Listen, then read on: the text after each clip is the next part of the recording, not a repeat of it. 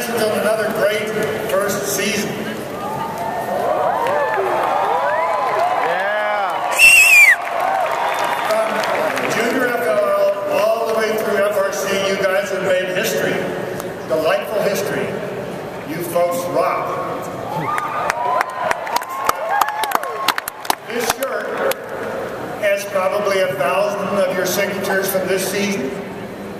It's pretty clear that I probably have the autograph of a future Nobel Prize winner, maybe the CEO of a billion-dollar company, maybe a member of the team that cures cancer, or a senator, or maybe the negotiator that gets us a decade of world peace.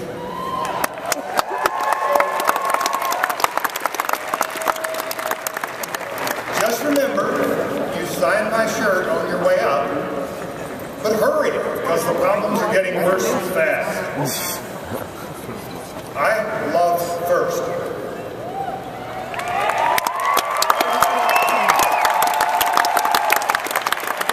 I'm an engineer, so it follows that I want to know the science behind why I love first.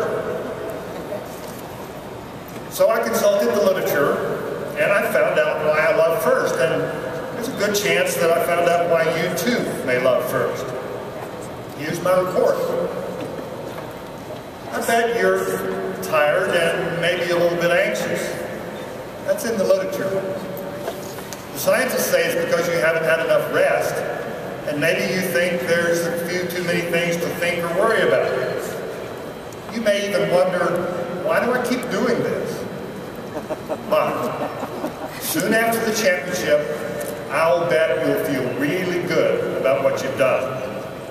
Let me talk about the research by Daniel Kahneman and Martin Seligman.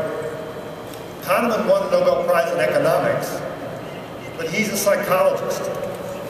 He convinced economists through very careful research that we humans do not make decisions based on optimizing our personal utility. That should give you some idea about why you keep coming back to first.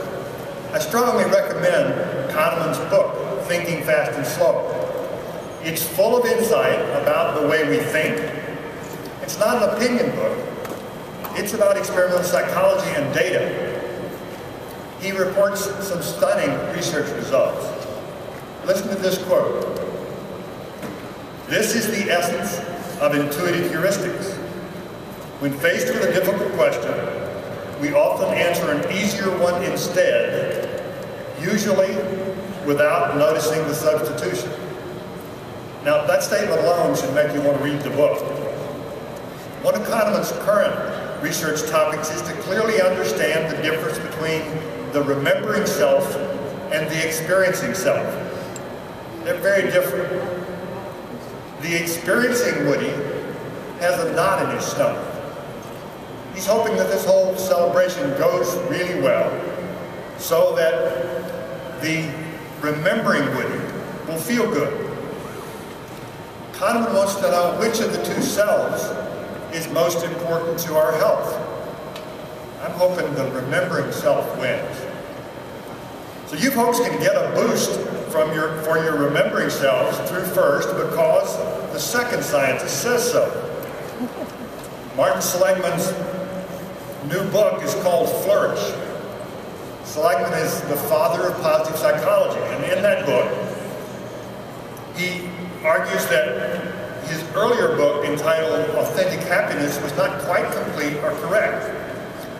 Great care, he presents an argument that says that accomplishment is important to not only happiness, but to well-being. So the scientists have done their research and concluded that your experiencing self may be a little ragged around the edges right now, but your remembering self has a good shot at feeling happy, not only feeling happy, but improving your well-being and your health. If you're a long-term firster, you may remember me saying, first is a great opportunity to learn enough about yourself and the universe so that you can get into the game, have a chance to feel some satisfaction, and thus have a much better shot at a meaningful life. Listen to Martin Seligman. People who have the most positive emotion, the most engagement, the most meaning in life are the happiest, and they have the most life satisfaction. So you can see why I like that book. So I repeat, congratulations and thanks for your contributions to another great first season. Keep it up for another 48 hours and your remembering self will probably be very kind to you. Also remember that we have scientific proof that gracious professionalism is not only good for your well-being, it's good for your health too. Thank you.